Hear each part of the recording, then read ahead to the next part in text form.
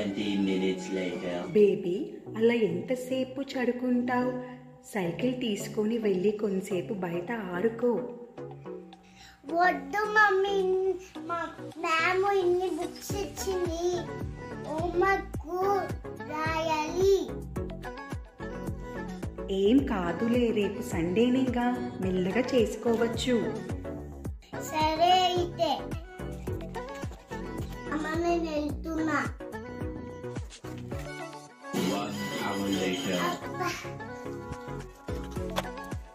నా బేబీ అలా ఎప్పుడు బయటే ఆడుకుందామని కాకుండా కొంచెం చదువుకుందాము అని ఉందా? నీకేమన్నా హోంవర్క్ చేసుకుందామని?